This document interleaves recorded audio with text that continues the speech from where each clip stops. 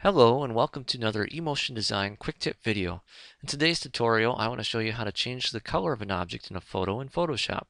I'm using CS5 but this works in older versions as well, so give it a go. Let's get to it. Alright, here we have a picture of my grandparents and you notice my grandma's got this red jacket on. Looks nice in the image, but maybe we want to change it to blue to match my grandfather's shirt. Now this can be easily done a few different ways. One of my favorites is using an adjustment layer, with a hue saturation adjustment layer to be exact. So go over to your layers palette if it's not already open. You can open that up. Make sure the topmost layer is selected. Here we have just one layer, so that's selected. Go down to the bottom. There's this little circle icon. If you mouse over, it says Create New Fill or Adjustment Layer. That's what we want. We're going to click on that. Then we're going to find Hue Saturation to make a Hue Saturation Adjustment Layer. This layer is added right above our layer we had selected. See, it has this little icon here, and also opened up a panel that has the same icon over on the side. This is the adjustments panel. Now if this isn't up there, or you click away, or it gets hidden, you can easily double click on the icon to bring that back up. Now a few words on how this works. You can just move the slider to change the color, but it's going to change the whole color spectrum. So you notice every color in the image is changing together, and that's not what we want. What we really want is we just want to focus on the reds in the image. And to do that, we can click on the drop down here. It says Master and select Red. Now when we move the slider, it's just going to change the red color, which is primarily my grandmother's jacket. So we can move it down here to a nice blue. But now you say, hang on, my grandparents now look like blue men. They got blue toned skin because obviously there was some red in there. What are we going to do about that? Well, there's a second part of this that's for this kind of case. It can be very easy to take care of. What we're going to do is we're going to use a mask. Now there's already a mask added to the hue adjustment layer. It's this white thing right here. But when we have a white mask, basically the mask isn't doing anything. White masks are no mask at all. What you do is if there's black on this mask layer, it's going to hide the layer, or in this case the layer effect, the hue saturation. So that's what we're going to do. We're going to first create a selection. You can do that multiple ways. I'm going to use the quick selection tool and quickly select my grandmother's jacket. And you can fine adjust it at this point if you want. For this example, I'm just going to keep it like that though. Now we're going to go up to select and do a select inverse so that it selects everything but the jacket. What we're going to do is we're trying to get black in that area around here.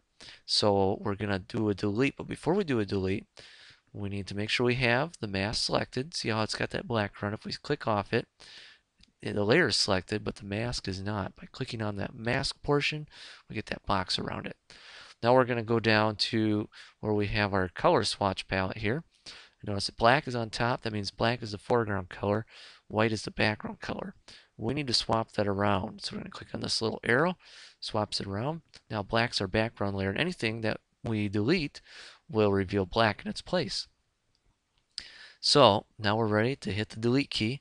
And when we hit delete, presto, the picture is back to normal other than the jacket. I'm going to hide my selection, and you can see that everything's back to normal, and just the area that we wanted to change has changed, which is really nice. Now if we zoom in, you'll notice that my selection tool is looking like it was a little hurried. There's still some red showing in a few different areas. Now that can be easily fixed. Just click on the mask again if it's not already selected. We're going to just paint the colors to hide or reveal that. So we're going to click on our paintbrush. And remember, white is actually going to show the layer. Black is going to hide the layer effect. So we want to paint with white. We have the white selected, so we're good.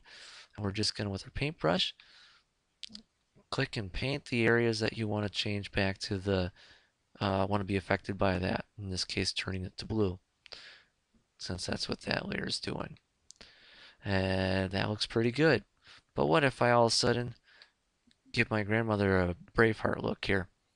Well, of course we can undo it at this point, but if you're further down the line, you can always click back on the layer mask, grab your paintbrush tool, and just as white reveals this layer, if we flip it around and to black, now we can paint and hide the effect.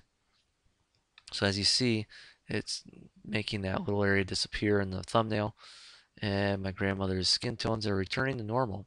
She looks like she's again from around here. It's like someone I might be related to.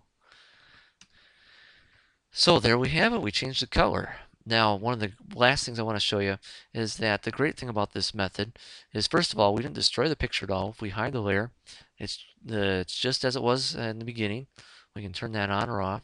We can also, if we or someone else decides, oh, maybe we don't like the blue, double click on that Hue Adjustments layer, and we can go and we can click and drag to make it any color we want. Maybe we want it to be a nice green. Maybe we want to adjust the lightness too. We can make it a little lighter or a little darker. We can affect the saturation. That's a little bit too much green. Make it a little bit more of a washed out green. Nice soft color there. So as you can see, there's a lot of flexibility in this option by adding the hue adjustment layer to change the color of an object. Hope you enjoyed watching this. Thanks.